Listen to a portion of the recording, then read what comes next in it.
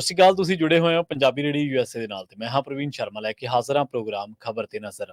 ਖਬਰ ਤੇ ਨਜ਼ਰ ਪ੍ਰੋਗਰਾਮ ਦੇ ਵਿੱਚ ਕਈ ਅਹਿਮ ਤੇ ਕਈ ਖਾਸ ਖਬਰਾਂ ਨੂੰ ਲੈ ਕੇ ਚਰਚਾ ਕਰਨ ਦੇ ਲਈ ਜੁੜ ਚੁੱਕੇ ਨੇ ਪੰਜਾਬ ਤੋਂ ਪੱਤਰਕਾਰ ਦੀਪਕ ਸ਼ਰਮਾ ਚਨਾਰਥਲ ਜੀ। ਸ਼ਰਮਾ ਜੀ, ਸਤਿ ਸ਼੍ਰੀ ਅਕਾਲ, ਸਵਾਗਤ ਹੈ ਜੀ ਪੰਜਾਬੀ ਰੇਡੀਓ ਯੂਐਸਏ ਤੇ। ਸਤਿ ਸ਼੍ਰੀ ਅਕਾਲ ਪ੍ਰਵੀਨ ਜੀ, ਸਾਰੇ ਦਰਸ਼ਕਾਂ ਨੂੰ ਸਰੋਤਿਆਂ ਨੂੰ ਪਿਆਰ ਭਰੀ ਸਤਿ ਸ਼੍ਰੀ ਅਕਾਲ ਜੀ। ਖਬਰਾਂ ਦੇ ਵਿੱਚ ਅੱਗੇ ਵਧਣ ਤੋਂ ਪਹਿਲਾਂ ਧੰਨਵਾਦ ਕਰਨ ਦੇ ਲਈ ਸਪਾਂਸਰਸ ਦਾ ਜਿਹੜੇ ਜ਼ਰੀਆ ਬੰਦ ਨੇ ਇਹਨਾਂ ਪ੍ਰੋਗਰਾਮਾਂ ਨੂੰ ਤੁਹਾਡੇ ਤੱਕ ਪਹੁੰਚਾਉਣ ਦੇ ਲਈ ਖਾਲਸਾ ਇੰਸ਼ੋਰੈਂਸ ਏਜੰਸੀ ਵਾਲੇ, ਜਿਨ੍ਹਾਂ ਤੋਂ ਤੁਸੀਂ ਹਰ ਤਰੀਕੇ ਦੀ ਇੰਸ਼ੋਰੈਂਸ ਲੈ ਸਕਦੇ ਹੋ। ਇੰਸ਼ੋਰੈਂਸ ਬਾਰੇ ਪਤਾ ਕਰਨ ਲਈ ਇਹਨਾਂ ਦਾ ਨੰਬਰ ਹੈ 462-272-2500। ਇਹ 1992 ਤੋਂ ਲਗਾਤਾਰ ਇੰਸ਼ੋਰੈਂਸ ਬਿਜ਼ਨਸ ਦੇ ਵਿੱਚ ਸ਼ਾਨਦਾਰ ਸੇਵਾਵਾਂ ਦੇ ਰਹੇ ਨੇ ਤੇ ਅਮਰੀਕਾ ਭਰ ਦੇ ਵਿੱਚ ਇੰਸ਼ੋਰੈਂਸ ਕਰਦੇ ਨੇ। ਓਬਾਮਾ ਕੇਅਰ, ਮੈਡੀਕੇਅਰ ਜਾਂ ਫਿਰ ਕਵਰਡ ਕੈਲੀਫੋਰਨੀਆ ਬਾਬਤ ਪਾਲਿਸੀ ਕਰਵਾਉਣ ਦੇ ਲਈ, ਸਲਾਹ ਲੈਣ ਦੇ ਲਈ ਅੱਜ ਹੀ ਕਾਲ ਕਰੋ 462-272-2500 ਤੇ। ਟਰਕੀਅਨ ਇਮੀਗ੍ਰੇਸ਼ਨ ਲਾ ਫਰਮ ਵਾਲੀ ਜੇ ਟਰਕੀਅਨ ਟੌਰਨੀ ਟਰਕੀਅਨ ਦੇ ਨਾਲ ਤੁਸੀਂ ਯੂਐਸ ਇਮੀਗ੍ਰੇਸ਼ਨ ਬਾਬਤ ਕੋਈ ਵੀ ਸਲਾਹ ਕਰਨੀ ਹੈ ਤਾਂ ਇਹਨਾਂ ਦਾ ਨੰਬਰ ਹੈ 415-909-0503। ਗੁਰਦੀਪ ਸਿੰਘ ਬਿਰਦੀ ਕਲੋਵਿਸ, ਮਨਦੀਪ ਸਿੰਘ, ਸੰਦੀਪ ਕੌਰ ਸੈਨਹੋਜ਼ੇ, ਗੁਰਪਾਲ ਸਿੰਘ ਸੈਕਰਾਮੈਂਟੋ, ਜਿੰਦ ਕੌਰ ਬੇਕਰਸਫੀਲਡ, ਕਮਲਜੀਤ ਸਿੰਘ ਮੱਖਣ ਦੌਲਤਪੁਰੀਆ ਸੈਂਟਰਲ ਵੈਲੀ ਤੇ ਜੱਸੀ ਗਿੱਲ ਪਲੰਬਿੰਗ ਵਾਲੇ ਬੇਕਰਸਫੀਲਡ ਤੋਂ। ਇਹਨਾਂ ਸਾਰੇ ਹੀ ਸਪਾਂਸਰਸ ਦਾ ਬਹੁਤ-ਬਹੁਤ ਧੰਨਵਾਦ। ਤੇ ਜੇਕਰ ਤੁਸੀਂ ਵੀ ਪੰਜਾਬੀ ਰੇਡੀਓ ਯੂਐਸਏ ਦੇ ਇਹਨਾਂ ਪ੍ਰੋਗਰਾਮਾਂ ਨੂੰ ਸਪਾਂਸਰ ਕਰਨਾ ਚਾਹੁੰਦੇ ਹੋ ਤਾਂ ਸਟੂਡੀਓ ਦਾ ਨੰਬਰ ਹੈ 462-272-5200। ਅੱਜ ਦਾ ਖਬਰ ਤੇ ਨਜ਼ਰ ਪ੍ਰੋਗਰਾਮ ਸਾਲ 2024 ਦੀ 17 ਸਤੰਬਰ ਦਾ ਪ੍ਰੋਗਰਾਮ ਹੈ ਤੇ ਦਿਨ ਅੱਜ ਮੰਗਲਵਾਰ ਹੈ। ਖਬਰਾਂ ਦੀ ਸ਼ੁਰੂਆਤ ਕਰੀਏ ਸ਼ਰਮਾ ਜੀ ਆਪਾਂ ਪੰਜਾਬ ਦੇ ਨਾਲ ਜੁੜੀ ਇੱਕ ਅਹਿਮ ਖਬਰ ਤੋਂ, ਜਿਹਦੀ ਖਾਸੀ ਚਰਚਾ ਹੋ ਰਹੀ ਹੈ ਤੇ ਮਾਨ ਸਰਕਾਰ ਦੀ ਆਲੋਚਨਾ ਵੀ ਖਾਸੀ ਹੋ ਰਹੀ ਹੈ ਉਸ ਮਾਮਲੇ ਕਰਕੇ। ਮਾਲੀ ਨੂੰ ਗ੍ਰਿਫਤਾਰ ਕਰਕੇ ਕਹਿੰਦੇ ਕਸੂਤੀ ਕਰ ਗਈ ਮਾਨ ਸਰਕਾਰ ਜੀ। ਪ੍ਰਵੀਨ ਜੀ, ਜਿੱਦਾਂ ਹੀ ਮਾਲੀ ਹੋਰਾਂ ਨੂੰ ਗ੍ਰਿਫਤਾਰ ਕਰਨ ਦੀ ਖਬਰ ਨਸਰ ਹੁੰਦੀ ਹੈ, ਸਾਡੇ ਮੀਡੀਆ ਅਦਾਰੇ, ਕੁਝ ਸੋਸ਼ਲ ਮੀਡੀਆ ਤੇ ਇਹ ਖਬਰ ਚੱਲਦੀ ਹੈ ਕਿ ਨਵਜੋਤ ਸਿੱਧੂ ਦੇ ਸਲਾਹਕਾਰ ਮਾਲਵਿੰਦਰ ਮਾਲੀ ਫੜੇ ਜੀ। ਮਾਲਵਿੰਦਰ ਮਾਲੀ ਹੋਰਾਂ ਦੀ ਪਹਿਚਾਣ ਇਕੱਲੇ ਨਵਜੋਤ ਸਿੰਘ ਸਿੱਧੂ ਦੇ ਸਲਾਹਕਾਰ ਵਜੋਂ ਨਹੀਂ ਹੈ। ਸਹੀ। ਮਾਲਵਿੰਦਰ ਮਾਲੀ ਹੋਰੀ ਪੰਜਾਬ ਚਿੰਤਕ ਵਜੋਂ ਜਾਣੇ ਜਾਂਦੇ ਆ। ਪੰਜਾਬ ਦੇ ਪਹਿਲੂਆਂ ਦੇ ਉੱਤੇ, ਪੰਜਾਬ ਦੇ ਮਸਲਿਆਂ ਤੇ ਤਿੱਖੀ ਟਿੱਪਣੀ ਕਰਨ ਲਈ ਜਾਣੇ ਜਾਂਦੇ ਆ। ਉਹ ਜਥੇਦਾਰ ਗੁਰਚਰਨ ਸਿੰਘ ਟੌਹੜਾ ਦੇ ਨਾਲ ਕੰਮ ਕਰਨ ਵਾਲੇ ਇੱਕ ਤਕੜੇ ਔਰ ਜੁਝਾਰੂ ਕਾਰਕੁਨ ਵਜੋਂ ਜਾਣੇ ਜਾਂਦੇ ਆ। ਔਰ ਲੰਮਾ ਸਮਾਂ ਸਰਕਾਰੀ ਨੌਕਰੀ ਅਧਿਆਪਕ ਦੀ ਕਰਦੇ ਆ, ਯੂਨੀਅਨਾਂ ਦੇ ਲੀਡਰ ਵਜੋਂ ਜਾਣੇ ਜਾਂਦੇ ਆ।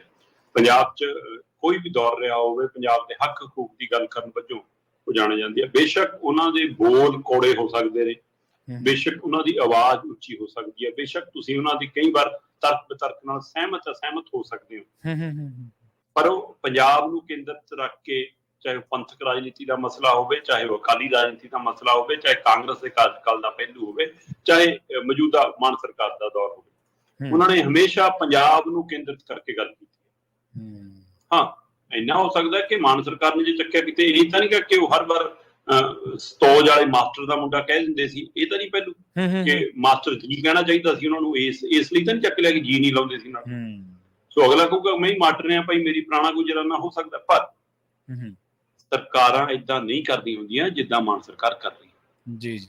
ਇਹ ਸਰਕਾਰਾਂ ਦਾ ਤਰੀਕਾ ਨਹੀਂ ਹੁੰਦਾ। ਤੁਸੀਂ ਅਗਵਾਕਾਰ ਨਹੀਂ ਹੈ ਕਿ ਤੁਸੀਂ ਸਰਕਾਰ ਹੋ। ਬਿਲਕੁਲ ਸਹੀ, ਬਿਲਕੁਲ ਸਹੀ। ਪੁਲਿਸ ਤੁਹਾਡੀ ਏਦਾਂ ਜਾਂਦੀ ਹੈ ਜਿਵੇਂ ਗੁੰਡੇ ਘਰਾਂ ਚੋਂ ਬੰਦੇ ਚੱਕਣ ਜਾਂਦੇ। ਪ੍ਰਵੀਨ ਜੀ, ਮੋਹਾਲੀ ਦੇ ਵਿੱਚ ਕਹਿੰਦੇ ਜੀ 7:15 ਤੇ ਪਰਚਾ ਦਰਜ ਹੁੰਦਾ ਤੇ 8:15 ਵਜੇ ਨੂੰ ਪੁਲਿਸ ਪਟਿਆਲੇ ਘਰੇ ਪਹੁੰਚ ਜਾਂਦੀ, ਉਹਦੇ ਭਰਾ ਦੇ ਘਰੇ ਚੱਕਣ। ਇੰਨੀ ਤੇਜ਼ ਤਾਂ ਮਾਨ ਸਾਹਿਬ ਦਾ ਹੈਲੀਕਾਪਟਰ ਨਹੀਂ ਚੰਡੀਗੜ੍ਹ ਤੋਂ ਪਟਿਆਲੇ ਪਹੁੰਚਦਾ ਜਿੰਨੀ ਤੇਜ਼ ਨਾਲ ਪੁਲਿਸ ਪਹੁੰਚ ਗਈ। ਬਿਲਕੁਲ ਸਹੀ। ਇਹਦਾ ਮਤਲਬ ਕੀ ਇਹ ਸਾਰੀ ਕਾਰਵਾਈ ਪਹਿਲਾਂ ਤੈਅ ਸੀ, ਪੁਲਿਸ ਪਹਿਲਾਂ ਭੇਜੀ ਸੀ, ਇੱਧਰੋਂ ਫੋਨੇ ਖੜਕਾਇਆ ਕਿ ਹੁਣ ਵੜ ਜਾਓ ਘਰ ਦੇ ਅੰਦਰ। ਕੀ ਸਿਰਫ ਇਸ ਲਈ ਕਿ ਉਹ ਪੰਜਾਬ ਦੇ ਮਸਲਿਆਂ ਤੇ ਬੋਲਦੇ? ਇਹੀ ਪਹਿਲੂ ਹੈ ਸਰਕਾਰ ਨੂੰ ਕਿ ਹੁਣ ਡਰ ਲੱਗਦਾ ਸਵਾਲ ਪੁੱਛਣ ਤੇ ਵੀ? ਜਿਹੜੀ ਕਹਿੰਦੀ ਸੀ ਸਵਾਲ ਪੁੱਛਿਆ ਕਰੋ, ਲੀਡਰਾਂ ਨੂੰ ਘੇਰ ਕੇ ਪੁੱਛਿਆ ਕਰੋ। ਸਹੀ। ਜਿਹੜੇ ਆਪ ਸੋਸ਼ਲ ਮੀਡੀਆ ਤੇ ਆਏ ਸੀ ਉਹਨਾਂ ਨੂੰ ਸੋਸ਼ਲ ਮੀਡੀਆ ਤੇ ਹੁੰਦੀ ਹੁਣ ਨੁਕਤਾਚੀਨੀ ਤੋਂ ਵੀ ਡਰ ਲੱਗਦਾ। ਹੁਣ ਮਾਲਵਿੰਦਰ ਮਾਲੀ ਵਾਲੇ ਮਾਮਲੇ ਤੋਂ ਪਹਿਲਾਂ ਤੁਸੀਂ ਝਾਤ ਮਾਰੋ ਜੀ, ਸਰਕਾਰ ਬਣੀਓ ਬਣੀ ਸੀ ਅਜੇ ਪ੍ਰਵੀਨ ਜੀ। ਹਾਂਜੀ। ਬਣਦੀ ਸਾਰੇ ਬੱਗੇ ਨੂੰ ਚੱਕਣ ਦਿੱਲੀ ਚਲੇ ਗਏ। ਕੁਰੂਕਸ਼ੇਤਰ ਤੋਂ ਬਰੰਗ ਮੁੜ ਗਏ, ਅਗਲੇ ਕੁਰੂਕਸ਼ੇਤਰ ਤੋਂ ਆਪਣਾ ਬੱਗਾ ਲੈ ਕੇ ਚਲੇ ਗਏ ਤੇ ਇਹ ਦੇਖਦੇ ਰਹਿ ਗਏ। ਹਾਂਜੀ, ਬਿਲਕੁਲ।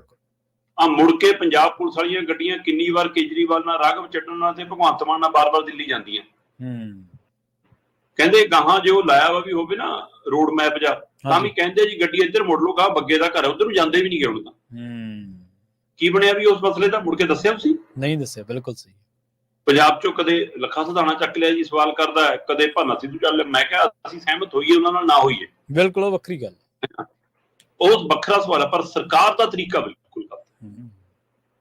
ਤੇ ਹੁਣ ਵਾਲੇ ਦੇ ਵਿੱਚ ਤਾਂ ਬੇਸ਼ਰਮੀ ਦੀ ਹੱਦ ਹੈ ਕਿ ਤੁਸੀਂ ਮਾਲੀ ਹੋਰਾਂ ਦੇ ਘਰੇ ਬੈਠ ਕੇ ਦੱਸ ਰਹੇ ਹੋ ਜੀ ਕਿ IT ਐਕਟ ਦੀ ਧਾਰਾ ਤਹਿਤ ਤੁਹਾਨੂੰ ਚੱਕਣਾ ਹੈ, ਤੇ ਸਵੇਰ ਨੂੰ ਜਦੋਂ ਅਦਾਲਤ 'ਚ ਪੇਸ਼ ਕਰਦੇ ਹੋ ਫਿਰ ਕਹਿੰਦੇ ਜੀ ਭਾਵਨਾ ਭੜਕੀਆਂ ਹਿੰਦੂ ਭਾਈਚਾਰੇ ਦੀਆਂ ਜੀ, ਇਸ ਲਈ ਚੱਕਣਾ ਹੈ। ਪੰਜਾਬ 'ਚ ਪ੍ਰਵੀਨ ਜੀ 33-34% ਹਿੰਦੂ ਭਾਈਚਾਰਾ ਵੱਸਦਾ। ਹਾਂਜੀ ਹਾਂਜੀ ਬਿਲਕੁਲ।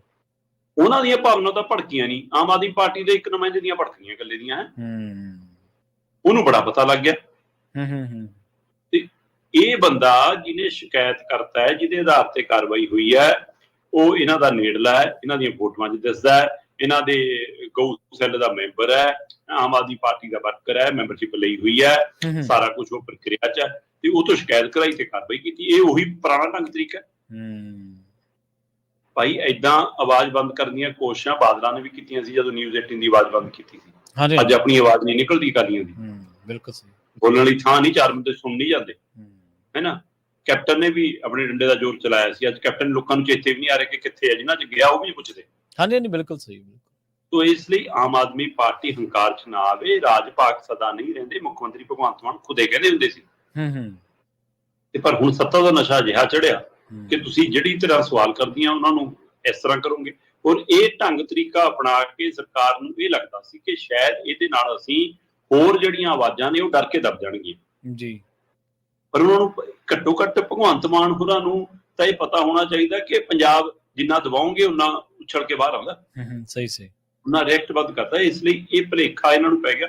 ਪਿਛਲੇ ਦਿਨ ਤਾਂ ਇਹਨਾਂ ਨੇ ਪੰਜਾਬ 'ਚ ਮੀਡੀਆ ਦੇ ਅਦਾਰਿਆਂ ਦੇ ਪੱਤਰਕਾਰਾਂ ਦੇ ਪਿੰਡਾਂ 'ਚ ਘਰਾਂ 'ਚ ਪੁਲਿਸ ਭੇਜਦੀ ਸੀ, ਜਿਹੜੇ ਰਹਿੰਦੇ ਸ਼ਹਿਰ 'ਚ ਨੇ, ਉਹਨਾਂ ਦੇ ਪਿੰਡਾਂ 'ਚ ਪੁਲਿਸ ਭੇਜ ਕੇ ਵੀ ਉਹਨਾਂ ਨੇ ਕੋਸ਼ਿਸ਼ ਕੀਤੀ ਸੀ ਕਿ ਆਵਾਜ਼ ਦਵਾ ਲਈਏ। ਠੀਕ ਹੈ, ਜ਼ਿਆਦਾਤਰ ਅੱਜ ਕੱਲ੍ਹ ਮੀਡੀਆ ਸਰਕਾਰੀ ਮੀਡੀਆ ਹੋ ਕੇ ਰਹਿ ਗਿਆ, ਚਾਹੇ ਉਹ ਦੇਸ਼ ਪੱਧਰ ਤੇ ਹੋਵੇ ਚਾਹੇ ਪੰਜਾਬ ਪੱਧਰ ਤੇ ਹੋਵੇ, ਪਰ ਹਰ ਚੀਜ਼ ਦਾ ਬੀਜ ਨਾਸ ਨਹੀਂ ਹੁੰਦਾ। ਸੋ ਇਸ ਲਈ ਅਜੇ ਵੀ ਸਰਕਾਰ ਮੂਹਰੇ ਉਹ ਸਵਾਲ ਖੜੇ ਨੇ, ਪਰ ਆਹ ਮੈਨੂੰ ਲੱਗਦਾ ਸਰਕਾਰ ਨੇ ਨਵੀਂ ਮੁਸੀਬਤ ਸੇਟ ਲਿਆ ਪੰਗਾ ਲੈ ਕੇ। ਉਹ ਜੇ ਤੁਸੀਂ ਕਿਸੇ ਅਨਾੜੀ ਬੰਦੇ ਨੂੰ ਕਹਿ ਦਿਓ ਨਾ ਕਿ ਯਾਰ ਮਾੜੀ ਜੀ ਲਾਊਡ ਸਪੀਕਰ ਦੀ ਆਵਾਜ਼ ਘੱਟ ਕਰ ਦੇ, ਤੇ ਉਹ ਘੱਟ ਕਰਨ ਦੀ ਬਜਾਏ ਕਈ ਵਾਰ ਵਧਾ ਬੈਠਦਾ। ਹਾਂਜੀ ਹਾਂਜੀ ਬਿਲਕੁਲ। ਤੇ ਮਾਨ ਸਰਕਾਰ ਨੇ ਮੈਨੂੰ ਲੱਗਦਾ ਇਹੀ ਗਲਤੀ ਕੀਤੀ ਹੈ, ਅਨਾੜੀਪਣਾ ਇਹਨਾਂ ਦਾ। ਇਹਨਾਂ ਨੂੰ ਲੱਗਿਆ ਕਿ ਮਾਲੀ ਨੂੰ ਅੰਦਰ ਕਰਕੇ ਉਹਦੀ ਆਵਾਜ਼ ਘਟਾ ਲਾਂਗੇ, ਉਹਦੀ ਆਵਾਜ਼ ਵੱਧ ਕੇ ਆਉਣੀ ਹੈ ਹੁਣ ਬਾਹਰ, ਵੱਧ ਕੇ ਆਉਣੀ ਹੈ ਬਾਹਰ। ਬਿਲਕੁਲ ਸਹੀ ਹੈ। ਤੋ ਇਸ ਲਈ ਉਹਦੇ ਲਈ ਤਿਆਰ ਰਹਿਣਾ ਚਾਹੀਦਾ। ਤੇ ਪਰ ਇਹ ਗਲਤੀ ਸਰਕਾਰੀ ਤੌਰ ਤੇ ਭਾਰੀ ਪੈਣੀ ਆ। ਪੁਲਿਸ ਦਾ ਕੁਝ ਨਹੀਂ ਵਿਗੜਨਾ, ਉਹਨਾਂ ਨੇ ਤਾਂ ਬਾਅਦ ਚੋਂ ਇਹ ਕਹਿ ਕੇ ਪੱਲਾ ਝਾੜ ਲੈਣਾ ਕਿ ਅਸੀਂ ਡਿਊਟੀ ਕਰ ਰਹੇ, ਸਾਨੂੰ ਤਾਂ ਜੋ ਹੁਕਮ ਹੋਇਆ ਜਿਸ ਉਹ ਕੀਤਾ ਜੀ। ਇਹ ਮਸਲਾ ਰਾਜਨੀਤਿਕ ਬਣਨਾ। ਹਾਂ, ਚਰਚਾ ਇਸ ਗੱਲ ਦੀ ਨਾਲ ਹੈ ਪ੍ਰਵੀਨ ਜੀ ਕਿ ਜਿਹੜੇ ਸਹਿਮਤ ਨਹੀਂ ਸੀ ਮਾਲੀ ਨਾਲ ਉਹ ਵੀ ਹੱਕ 'ਚ ਬੋਲ ਰਹੇ ਨੇ।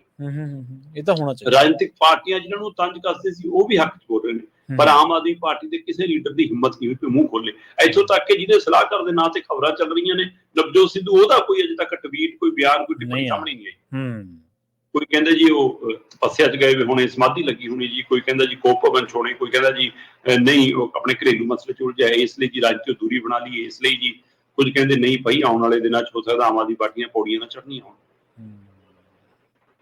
ਸੋ ਕਈ ਤਰ੍ਹਾਂ ਦੀਆਂ ਚਰਚਾਵਾਂ ਨੇ, ਪਰ ਜਿਹੜਾ ਸਭ ਤੋਂ ਵੱਧ ਬੋਲਦਾ ਹੋਵੇ ਉਹੀ ਬੰਦਾ ਚੁੱਪ ਹੋਵੇ, ਔਰ ਉਹ ਵੀ ਉਸ ਮਸਲੇ ਤੇ ਜਿਹੜਾ ਬੰਦਾ ਉਹਦੇ ਨਾਲ ਪਿਛਲੇ ਦਿਨਾਂ 'ਚ ਕੰਮ ਕਰਦਾ ਰਿਹਾ ਹੋਵੇ।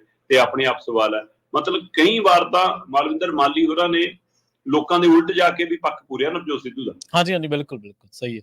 ਤੇ ਪਰ ਉਹਦੇ ਬਾਵਜੂਦ ਨਵਜੋਤ ਸਿੱਧੂ ਦਾ ਨਾਂ ਬੋਲਣਾ, ਤੇ ਜਿਨ੍ਹਾਂ ਨੂੰ ਮਤਲਬ ਕਿ ਦੱਖੂ ਦਾਣੇ ਦਿੰਦੇ ਸੀ ਉਹ ਵਿਚਾਰੇ ਅੱਜ ਹੱਕ 'ਚ ਬੋਲ ਰਹੇ ਨੇ। ਪਤਾ ਨਹੀਂ ਉਹਨਾਂ ਦੀ ਸਰਕਾਰਾਂ ਕਰਕੇ ਮਜਬੂਰੀ ਹੈ ਕਿ ਉਲਟ ਖੜਨਾ ਇਹਨਾਂ ਦਾ ਕੰਮ ਹੈ, ਇਸ ਲਈ ਹੈ, ਜਾਂ ਸੱਚ ਮੈਨੂੰ ਲੱਗਦਾ ਕਿ ਮਾਲੀ ਹੋਰਾਂ ਦਾ ਤਰਕ ਹੈ। ਪਰ ਮਾਲੀ ਹੋਰਾਂ ਦੇ ਹੱਕ ਦੇ ਵਿੱਚ ਲਗਾਤਾਰ ਮੀਡੀਆ ਕਰਮੀ, ਸਮਾਜ ਸੇਵੀ, ਆਮ ਸੰਗਠਨ ਇਸ ਹਵਾਲੇ ਨਾਲ ਆ ਰਹੇ ਨੇ ਕਿ ਵੀ ਇਹ ਲੋਕ ਆਵਾਜ਼ ਦਬਾਉਣ ਦੀ ਕੋਸ਼ਿਸ਼ ਹੈ। ਇਹ ਇਸ ਪਹਿਲੂ ਨਾਲ ਨਹੀਂ ਗਾ ਕਿ ਮਾਲੀ ਹੋਰਾਂ ਨੂੰ ਕੋਈ ਮਗਰ ਬਣ ਕੇ ਉਹਨਾਂ ਨੂੰ ਕੋਈ ਲੀਡਰ ਬਣਾਇਆ ਜਾ ਰਿਹਾ। ਇਹ ਸਿਰਫ ਢੰਗ ਤਰੀਕਾ ਸਰਕਾਰ ਦਾ ਸਹੀ ਨਹੀਂ ਹੈ, ਇਸ ਲਈ ਸਵਾਲ ਉੱਠਿਆ ਤੇ ਸਰਕਾਰ ਨੇ ਵੱਡੀ ਗਲਤੀ ਕੀਤੀ ਜੀ। ਬਿਲਕੁਲ। ਤੇ ਆਪਾਂ ਅਗਲੀ ਖਬਰ ਦੇ ਵੱਲ ਵਧੀਏ ਸ਼ਰਮਾ ਜੀ, ਗੱਲ ਕਰੀਏ ਦਿੱਲੀ ਦੀ ਰਾਜਨੀਤੀ ਦੇ ਬਾਰੇ। ਆਤਸ਼ੀ ਨੂੰ ਹੁਣ ਮੁੱਖ ਮੰਤਰੀ ਬਣਾ ਦਿੱਤਾ ਗਿਆ ਦਿੱਲੀ ਦੀ, ਤੇ ਉਹਨਾਂ ਨੇ ਕਿਹਾ ਕਿ ਉਹਨਾਂ ਨੇ ਇੱਕ ਸਟੇਟਮੈਂਟ ਵੀ ਦਿੱਤੀ ਜਿਹਦੇ ਵਿੱਚ ਉਹਨਾਂ ਨੇ ਕਿਹਾ ਕਿ ਦਿੱਲੀ ਦੇ ਮੁੱਖ ਮੰਤਰੀ ਤਾਂ ਅਰਵਿੰਦ ਕੇਜਰੀਵਾਲ ਹੀ ਰਹਿਣਗੇ। ਕੇਜਰੀਵਾਲ ਦੇ ਕੋਲੇ ਹੋਰ ਵੀ ਬਥੇਰੇ ਬੰਦੇ ਸੀ ਜਿਨ੍ਹਾਂ ਦੇ ਬਾਰੇ ਉਹ ਅਕਸਰ ਟਾਈਮ ਟੂ ਟਾਈਮ ਦੱਸਦੇ ਰਹਿੰਦੇ ਨੇ ਕਿ ਆਹ ਬੰਦੇ ਦੀ ਆਹ ਕੁਆਲਿਟੀ, ਆਹ ਬੰਦੇ ਦੀ ਆਹ ਕੁਆਲਿਟੀ ਹੈ, ਸਾਡੇ ਕੋਲੇ ਕੱਟੜ ਇਮਾਨਦਾਰ ਲੋਕ ਨੇ, ਉਹ ਕਹਿੰਦੇ ਰਹਿੰਦੇ ਨੇ ਨਾ ਅਕਸਰ ਹੀ। ਪਰ ਆਤਸ਼ੀ ਨੂੰ ਹੀ ਕਿਉਂ ਚੁਣਿਆ ਕੇਜਰੀਵਾਲ ਨੇ ਮੁੱਖ ਮੰਤਰੀ ਦੇ ਅਹੁਦੇ ਦੇ ਲਈ?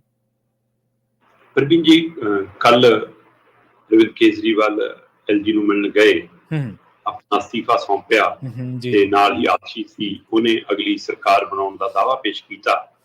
ਆਉਂਦੇ 2-3 ਦਿਨਾਂ ਦੇ ਵਿੱਚ ਹੋ ਸਕਦਾ ਆਤਸ਼ੀ ਸਹੁੰ ਚੁੱਕ ਲੈਣ, ਪਰ ਐਲਾਨੀ ਤੌਰ ਦੇ ਉੱਤੇ ਹੁਣ ਦਿੱਲੀ ਦੇ ਮੁੱਖ ਮੰਤਰੀ ਨੇ। ਜਦੋਂ ਕਿ ਸੰਵਿਧਾਨਕ ਤੌਰ ਤੇ ਅਜੇ ਸੋਚ ਤੋਂ ਬਾਅਦ ਬਣ ਬਕਾਇਦਾ ਤੌਰ ਤੇ ਬਕਾਇਦਾ ਦਲ ਦੀ ਬੈਠਕ ਹੋਈ, ਐਮਐਲਏ ਨਾਲ ਬੈਠਕ ਹੋਈ ਤੇ ਐਮਐਲਏ ਨੇ ਆਪਣੇ ਲੀਡਰ ਵਜੋਂ ਆਤਸ਼ੀ ਨੂੰ ਚੁਣ ਲਿਆ ਜੀ। ਇਸ ਤੋਂ ਪਹਿਲਾਂ ਮਨੀਸ਼ ਸਿਸੋਦੀਆ ਤੇ ਕੇਜਰੀਵਾਲ ਦੀ ਘਰ 'ਚ ਲੰਬੀ ਬੈਠਕ ਹੁੰਦੀ ਹੈ ਜਿਹਦੇ ਵਿੱਚ ਆਤਸ਼ੀ ਦਾ ਨਾਮ ਤੈਅ ਹੁੰਦਾ। ਬਿਲਕੁਲ ਤੁਹਾਡਾ ਸਵਾਲ ਜਾਇਜ਼ ਹੈ। ਇਹ ਤਾਂ ਆਮ ਆਦਮੀ ਪਾਰਟੀ ਦੇ ਅੰਦਰ ਵੀ ਉਹਨਾਂ ਲੀਡਰਾਂ ਦੇ ਮਨਾਂ 'ਚ ਵੀ ਇਹ ਸਵਾਲ ਹੈ ਕਿ ਆਤਸ਼ੀ ਹੀ ਕਿਉਂ। ਪ੍ਰਵੀਨ ਜੀ, ਸਭ ਤੋਂ ਵੱਡੀ ਪਰਖ ਦੀ ਕੜੀ ਹੁੰਦੀ ਹੈ ਜਦੋਂ ਤੁਹਾਡੀ ਲੀਡਰਸ਼ਿਪ ਤੇ ਕੋਈ ਮੁਸੀਬਤ ਪੈਂਦੀ ਹੈ, ਉਹ ਜਾਇਜ਼ ਹੈ ਜਾਂ ਨਜਾਇਜ਼ ਹੈ, ਜਿਹੜੀ ਤੇਰੇ ਨਾਲ ਤੁਸੀਂ ਖੜੇ ਹੋ ਉਸ ਦੇ ਨਾਲ ਖੜਨਾ ਪੈਂਦਾ। ਮਤਲਬ ਦੁਰਯੋਧਨ ਗਲਤ ਸੀ, ਕਰਨ ਜਾਣਦਾ ਸੀ, ਪਰ ਤਾਂ ਵੀ ਖੜਿਆ ਅਗਲਾ ਨਾਲ ਕਿ ਯਾਰਾਂ ਨਾ। ਸੋ ਇਸ ਲਈ ਉਧਰ ਖੜਿਆ। ਤੇ ਪਰ ਰਾਘਵ ਚੱਡਾ ਵਰਗੇ ਜਿਨ੍ਹਾਂ ਨੂੰ ਜਨਮ ਦਿੱਤਾ ਸੀ ਆਮ ਆਦਮੀ ਪਾਰਟੀ ਨੇ, ਉਹ ਤਾਂ ਉਸ ਮੌਕੇ ਖਿਸਕ ਗਏ ਜਦੋਂ ਕੇਜਰੀਵਾਲ ਤੇ ਭਾਰੀ ਪਈ। ਤੇ ਹੁਣ ਪਿਛਲੇ ਇੱਕ ਹਫ਼ਤੇ ਤੋਂ ਰਾਘਵ ਚੱਡਾ ਇਹ ਸੋਚਦੇ ਸੀ ਕਿ ਸ਼ਾਇਦ ਮੁੱਖ ਮੰਤਰੀ ਮੈਨੂੰ ਬਣਾਤਾ ਜਾਵੇ। ਤੋ ਇਹੋ ਜਿਹੇ ਕਈ ਸੀ ਲਾਈਨ 'ਚ। ਹਾਂ, ਗੋਪਾਲ ਰਾਏ ਹੋਰਾਂ ਨੇ ਜਾਂ ਆਤਸ਼ੀ ਹੋਰਾਂ ਨੇ ਉਹ ਕੰਮ ਕੀਤਾ ਜੋ ਬਾਕੀ ਲੀਡਰਾਂ ਨੂੰ ਕਰਨਾ ਚਾਹੀਦਾ ਸੀ ਜੀ। ਮਨੀਸ਼ ਸਿਸੋਦੀਆ ਔਰ ਕੇਜਰੀਵਾਲ ਦੀ ਗ੍ਰਿਫਤਾਰੀ ਤੋਂ ਬਾਅਦ ਪਾਰਟੀ ਨੂੰ ਤੇ ਸਰਕਾਰ ਨੂੰ ਸੰਭਾਲਣ 'ਚ ਸਭ ਤੋਂ ਮੂਹਰੇ ਹਿੱਕ ਤਾਣ ਕੇ ਜੇ ਕੋਈ ਖੜਿਆ ਤਾਂ ਆਤਸ਼ੀ ਖੜੀ। ਇਸ ਲਈ ਅਗਲੀ ਨੂੰ ਨਾ ਮਿਲਿਆ। ਆਤਸ਼ੀ ਮਤਲਬ ਕਿ ਦਿੱਲੀ ਦੀ ਜੰਪਲ ਹੈ ਜੀ, ਦਿੱਲੀ ਦੇ ਵਿੱਚ ਪੜ੍ਹੀ ਹੈ। ਹਾਂ, ਵੱਖਰੀ ਬਾਕੀ ਪੜ੍ਹਾਈ ਉਹਨੇ ਮਤਲਬ ਕਿ MA ਜਿਹੜੀ ਕੀਤੀ ਹੈ ਉਹ ਆਕਸਫੋਰਡ ਯੂਨੀਵਰਸਿਟੀ ਤੋਂ ਜਾ ਕੇ ਕੀਤੀ ਹੈ ਇਤਿਹਾਸ ਦੇ ਵਿੱਚ। ਤੇ 2013 ਚ ਆਮ ਆਦਮੀ ਪਾਰਟੀ ਉਹਨੇ ਜੁਆਇਨ ਕੀਤੀ ਹੈ। 2015 ਦੇ ਵਿੱਚ ਉਹ ਫਿਰ ਮਤਲਬ ਮਨੀਸ਼ ਸਿਸੋਦੀਆ ਦੀ ਮਤਲਬ ਸਲਾਹਕਾਰ ਕਹਿ ਲਓ, ਐਡਵਾਈਜ਼ਰੀ ਕਮੇਟੀ ਚ ਕਹਿ ਲਓ, ਉਹਦੇ ਰੂਪ ਸਾਹਮਣੇ ਆਉਂਦੀ ਹੈ। ਇਸ ਤੋਂ ਪਹਿਲਾਂ ਵੀ ਉਹ ਚੋਣ ਮੈਨੀਫੈਸਟੋ ਜਿਹੜਾ ਇਹਨਾਂ ਦਾ ਬਣਦਾ ਰਿਹਾ ਉਹਦੀ ਟੀਮ ਚ ਅਹਿਮ ਭੂਮਿਕਾ ਨਿਭਾਉਂਦੀ ਰਹੀ ਆ। ਤੇ ਫਿਰ 2015 ਦੇ ਵਿੱਚ ਮਤਲਬ ਜਦੋਂ ਮਨੀਸ਼ ਸਿਸੋਦੀਆ ਦੀ ਟੀਮ ਦੇ ਨਾਲ ਆ ਗਈ ਤੇ ਉਹ ਤੋਂ ਬਾਅਦ ਫਿਰ ਇਹਨੇ ਚੋਣ ਲੜੀ। 2020 ਦੇ ਵਿੱਚ ਕਾਲਕਾ ਜੀ ਜਿਹੜੀ ਵਿਧਾਨ ਸਭਾ ਸੀਟ ਆ ਉੱਥੋਂ ਇਹ MLA ਬਣ ਕੇ ਆਉਂਦੀ ਆ। ਤੇ ਇਸ ਦੌਰਾਨ ਜਦੋਂ ਮਨੀਸ਼ ਸਿਸੋਦੀਆ ਦੀ ਗ੍ਰਿਫਤਾਰੀ ਹੁੰਦੀ ਆ ਤਦ ਇਹ ਉਹਦੇ ਵਿਭਾਗ ਸਣੇ ਹੋਰ ਵਿਭਾਗਾਂ ਨੂੰ ਸੰਭਾਲਦੇ ਹੋਇਆ 6 ਤੋਂ ਵੱਧ ਵਿਭਾਗ, ਸਿੱਖਿਆ ਸਣੇ 6 ਤੋਂ ਵੱਧ ਵਿਭਾਗ, ਬਾਲ ਵਿਕਾਸ, ਸਿੱਖਿਆ, ਸੱਭਿਆਚਾਰਕ, ਟੂਰਿਜ਼ਮ, PWD ਇਹੋ ਜਿਹੇ ਵਿਭਾਗਾਂ ਨੂੰ ਸੰਭਾਲਦੀ ਆ। ਤੇ ਸਭ ਤੋਂ ਵੱਡਾ ਪਹਿਲੂ ਜਿਹੜਾ ਇਹਦਾ ਹੈਗਾ ਉਹ ਜਿਹੜੀ ਗੱਲ ਆਪਾਂ ਗੱਲ ਕਰ ਰਹੇ ਹਾਂ ਕਿ ਇੱਕ ਤਾਂ ਕੇਜਰੀਵਾਲ ਔਰ ਮਨੀਸ਼ ਸਿਸੋਦੀਆ ਦੀ ਭਰੋਸੇਯੋਗ ਆ, ਵਿਸ਼ਵਾਸ ਪਾਤਰ। ਠੀਕ ਹੈ, ਕਿਉਂਕਿ ਆਪਾਂ ਕੱਲ ਵੀ ਗੱਲ ਕਰ ਰਹੇ ਸੀ ਕਿ ਕੇਜਰੀਵਾਲ ਇੱਕ ਹੰਡਿਆ ਹੋਇਆ ਸਿਆਸਤਦਾਨ ਤਾਂ ਹੁਣ ਬਣ ਗਿਆ। ਉਸਨੂੰ ਪਤਾ ਸੀ ਕਿ ਜੇ ਮੈਂ ਕੁਰਸੀ ਆਪਣੇ ਘਰ 'ਚ ਰੱਖ ਲਈ, ਜਿੱਦੀ ਸਭ ਤੋਂ ਵੱਧ ਚਰਚਾ ਸੀ ਕਿ ਸੁਨੀਤਾ ਕੇਜਰੀਵਾਲ ਹੋ ਸਕਦੀ ਹੈ, ਫਿਰ ਉਹਦਾ ਅਸਰ ਵੋਟਰ ਤੇ ਵੀ ਜਾਣਾ। ਇਸ ਲਈ ਉਹਦੇ ਧਿਆਨ ਦੇ ਵਿੱਚ ਫਰਵਰੀ ਦੀਆਂ ਚੋਣਾਂ ਨੇ ਔਰ ਆਤਸ਼ੀ ਨੂੰ ਜਿਸ ਕੰਮ ਲਈ ਬਣਾਇਆ ਉਹਨੇ ਉਹ ਭਰੋਸਾ ਜਤਾਤਾ। ਬਣਦੇ ਉਹਨੇ ਕਿਹਾ ਕਿ ਮੈਨੂੰ ਫੁੱਲ ਦੇਣ ਨਾ ਆਇਓ, ਮੈਨੂੰ ਹਾਰ ਦੇਣ ਨਾ ਆਇਓ, ਮੈਨੂੰ ਵਧਾਈਆਂ ਨਾ ਦੇਣ ਆਇਓ। ਸਾਡੀ ਤਾਂ ਅਫਸੋਸ ਦੀ ਘੜੀ ਆ ਕਿ ਸਾਡੇ ਹਰਮਨ ਪਿਆਰੇ ਲੀਡਰ ਅਰਵਿੰਦ ਕੇਜਰੀਵਾਲ ਜੀ ਨੇ ਮੁੱਖ ਮੰਤਰੀ ਦਾ ਉਹਦੇ ਤੋਂ ਅਸਤੀਫਾ ਦਿੱਤਾ। ਮੈਂ ਤਾਂ ਉਨੀ ਦੇਰ ਸੇਵਾ ਸੰਭਾਲਣੀ ਹੈ ਜਿੰਨੀ ਦੇਰ ਉਹ ਦੁਬਾਰਾ ਬਣ ਨਹੀਂ ਜਾਂਦੇ, ਤੁਸੀਂ ਦੁਬਾਰਾ ਉਹਨਾਂ ਨੂੰ ਚੁਣ ਨਹੀਂ ਦਿੰਦੇ। ਮਤਲਬ ਜੇ ਤੈਅ ਸਮੇਂ ਤੇ ਵੀ ਚੋਣ ਹੁੰਦੀ ਤਾਂ ਫਰਵਰੀ ਤੱਕ ਆਤਸ਼ੀ ਮੁੱਖ ਮੰਤਰੀ, ਉਹ ਤੋਂ ਬਾਅਦ ਜਿਹੜੀ ਵੀ ਧਿਰ ਬਣ ਕੇ ਆਊਗੀ ਇਹ ਲੋਕ ਫਤਵਾ ਹੁਣ ਤੈਅ ਕਰੂਗਾ। ਇਸ ਲਈ ਆਤਸ਼ੀ ਕੇਜਰੀਵਾਲ ਤੇ ਮਨੀਸ਼ ਸਿਸੋਦੀਆ ਭਰੋਸੇਯੋਗ ਸੀ, ਇਸ ਲਈ ਦਿੱਲੀ ਦੇ ਮੁੱਖ ਮੰਤਰੀ ਆ। ਕੇਜਰੀਵਾਲ ਤੇ ਸਿਸੋਦੀਆ ਦੇ ਜੇਲ੍ਹ ਜਾਣ ਤੋਂ ਬਾਅਦ ਪਾਰਟੀ ਔਰ ਸਰਕਾਰ ਨੂੰ ਸੰਭਾਲਣ ਦਾ ਕੰਮ ਆਤਸ਼ੀ ਨੇ ਸਾਹਮਣੇ ਆ ਕੇ ਕੀਤਾ, ਇਸ ਲਈ ਆਤਸ਼ੀ ਮੁੱਖ ਮੰਤਰੀ ਆ। ਸਿਸੋਦੀਆ ਦੇ ਜਾਣ ਤੋਂ ਬਾਅਦ 6 ਵਿਭਾਗ ਸੰਭਾਲੇ, ਇਸ ਲਈ ਆਤਸ਼ੀ ਮੁੱਖ ਮੰਤਰੀ ਆ। 2013 ਚ ਪਾਰਟੀ ਦਾ ਚੋਣ ਮੈਨੀਫੈਸਟੋ ਬਣਾਇਆ ਜਿਹਦੇ ਆਧਾਰ ਤੇ ਆਮ ਆਦਮੀ ਪਾਰਟੀ ਜਿੱਤ ਕੇ ਆਈ, ਇਸ ਲਈ ਆਤਸ਼ੀ ਤੇ ਭਰੋਸਾ ਸੀਗਾ, ਇਸ ਲਈ ਆਤਸ਼ੀ ਦਿੱਲੀ ਦੀ ਮੁੱਖ ਮੰਤਰੀ ਆ। ਤੇ ਸਵਾਤੀ ਮਾਲੀਵਾਲ ਕੇਸ ਦੇ ਵਿੱਚ ਔਰਤਾਂ ਪ੍ਰਤੀ ਜੋ ਸਥਿਤੀ ਬਣੀ ਆਮ ਆਦਮੀ ਪਾਰਟੀ ਦੀ ਹੈ ਨਾ, ਉਸ ਨੂੰ ਉਸ ਸਥਿਤੀ ਚੋਂ ਬਾਹਰ ਕੱਢਣ ਦੇ ਲਈ ਕਿਸੇ ਔਰਤ ਨੂੰ ਸਾਹਮਣੇ ਲਿਆਉਣ ਦਾ ਦਾ ਕੇਜਰੀਵਾਲ ਨੇ ਜਿਹੜਾ ਖੇਡਿਆ, ਇਸ ਲਈ ਸਵਾਤੀ ਮਾਲੀਵਾਲ ਦੇ ਇਸ ਘਟਨਾਕ੍ਰਮ ਨੂੰ ਨਜਿੱਠਣ ਦੇ ਲਈ ਅੱਜ ਦੀ ਤਰੀਕ ਦੇ ਵਿੱਚ ਆਤਸ਼ੀ ਦਿੱਲੀ ਦੀ ਮੁੱਖ ਮੰਤਰੀ। ਹਾਂ, ਜੇਕਰ ਦਿੱਲੀ ਦੇ ਇਤਿਹਾਸ 'ਚ ਦੇਖਣਾ ਹੋਵੇ ਪ੍ਰਵੀਨ ਜੀ ਤਾਂ ਇਹ ਤੀਜੀ ਮਹਿਲਾ ਮੁੱਖ ਮੰਤਰੀ ਆ। ਔਰ ਬਿਲਕੁਲ ਉਸੇ ਤਰ੍ਹਾਂ ਦੀ ਸਥਿਤੀ ਹੈ ਜਿਹੋ ਜਿਹੀ ਸੁਸ਼ਮਾ ਸਵਰਾਜ ਸਮੇਂ ਸੀ। ਉਸ ਸਮੇਂ ਬੀਜੇਪੀ ਦੇ ਜਿਹੜੇ ਮੁੱਖ ਮੰਤਰੀ ਸੀਗੇ ਉਹ ਭ੍ਰਿਸ਼ਟਾਚਾਰ ਦੇ ਮਾਮਲਿਆਂ 'ਚ ਘਿਰ ਗਏ ਸੀਗੇ। ਉਹਨਾਂ ਨੂੰ ਹਟਾ ਕੇ ਉਹਨਾਂ ਨੇ ਦੂਸਰੇ ਨੂੰ ਬਣਾਇਆ, ਪਿਆਜ਼ ਦੇ ਕਰਕੇ ਉਹਨੂੰ ਵੀ ਅਸਤੀਫਾ, ਪਿਆਜ਼ ਦੇ ਰੇਟ ਵਧਣ ਕਰਕੇ ਉਹਨੂੰ ਵੀ ਅਸਤੀਫਾ ਦੇਣਾ ਪੈ ਗਿਆ। ਤੇ ਫਿਰ ਸੁਸ਼ਮਾ ਸਵਰਾਜ ਨੂੰ 12 ਅਕਤੂਬਰ 1998 ਨੂੰ ਮੁੱਖ ਮੰਤਰੀ ਬਣਾਇਆ ਤੇ 3 ਦਸੰਬਰ 1998 ਤੱਕ ਉਹ ਮੁੱਖ ਮੰਤਰੀ ਰਹੇ। ਮਤਲਬ 52 ਦਿਨ ਦੀ ਮੁੱਖ ਮੰਤਰੀ ਰਹੀ ਆ ਦਿੱਲੀ ਦੀ ਪਹਿਲੀ ਮਹਿਲਾ ਮੁੱਖ ਮੰਤਰੀ ਵਜੋਂ ਸ਼ੀਲਾ ਦੀਕਸ਼ਤ। ਸੁਸ਼ਮਾ ਸਵਰਾਜ ਫਿਰ ਭਾਜਪਾ ਵੱਲੋਂ 52 ਦਿਨ ਦੀ ਮੁੱਖ ਮੰਤਰੀ ਬਣਦੀ ਹੈ। ਉਸ ਤੋਂ ਬਾਅਦ ਦੂਜੀ ਵਾਰੀ ਆਉਂਦੀ ਹੈ ਫਿਰ ਕਾਂਗਰਸ ਦੀ ਸ਼ੀਲਾ ਦੀਕਸ਼ਤ। ਸ਼ੀਲਾ ਦੀਕਸ਼ਤ 15 ਸਾਲ 25 ਦਿਨ ਦਿੱਲੀ ਦੀ ਮੁੱਖ ਮੰਤਰੀ ਰਹੀ। 3 ਦਸੰਬਰ 1998 ਤੋਂ 26 ਦਸੰਬਰ 2013 ਤੱਕ। ਤੇ ਉਸ ਤੋਂ ਬਾਅਦ ਹੁਣ 17 ਸਤੰਬਰ ਤੋਂ ਆਤਸ਼ੀ ਨੂੰ ਆਪਾਂ ਕਹਿ ਸਕਦੇ ਹਾਂ, ਜਾਂ ਜਿੱਦਣ ਸਹੁੰ ਚੁੱਕਣਗੇ ਉਧਰ ਤੋਂ ਆਪਾਂ ਕਹਿ ਸਕਦੇ ਹਾਂ। ਸੋ ਦਿੱਲੀ ਦੇ ਇਤਿਹਾਸ ਦੇ ਵਿੱਚ ਤੀਜੀ ਮਹਿਲਾ ਮੁੱਖ ਮੰਤਰੀ ਹੈ ਸੁਸ਼ਮਾ ਸਵਰਾਜ, ਸ਼ੀਲਾ ਦੀਕਸ਼ਤ ਤੇ ਉਸ ਤੋਂ ਬਾਅਦ ਹੁਣ ਆਤਸ਼ੀ। ਸੋ ਹੁਣ ਇਹਦੇ ਆਧਾਰ ਦੇ ਉੱਤੇ ਆਮ ਆਦਮੀ ਪਾਰਟੀ ਨੇ ਚੋਣ ਪਿੜ 'ਚ ਜਾਣਾ। ਹੁਣ ਇਹਦੇ ਰਾਹੀਂ ਅਰਵਿੰਦ ਕੇਜਰੀਵਾਲ ਨੇ, ਆਪਾਂ ਗੱਲ ਕਰਦੇ ਸੀ ਨਾ ਕਿ ਪੈਨ ਫੜ ਕੇ ਲਿਖਤ ਲਿਖਾਉਣੀ, ਉਹੀ ਤੋਂ ਪੈਨ ਫੜ ਕੇ ਲਿਖਤ ਲਿਖਾਉਣੀ, ਕਿਉਂਕਿ ਇਹਨੇ ਕਹਿਤਾ ਕਿ ਮੈਂ ਤਾਂ ਇੱਕ ਤਰ੍ਹਾਂ ਨਾਲ ਕਾਰਜਕਾਰੀ ਹਾਂ, ਜਾਂ ਮੈਂ ਤਾਂ ਟੈਂਪਰੇਰੀ ਹਾਂ, ਮੈਂ ਤਾਂ ਡੈਪੂਟੇਸ਼ਨ ਤੇ ਹਾਂ।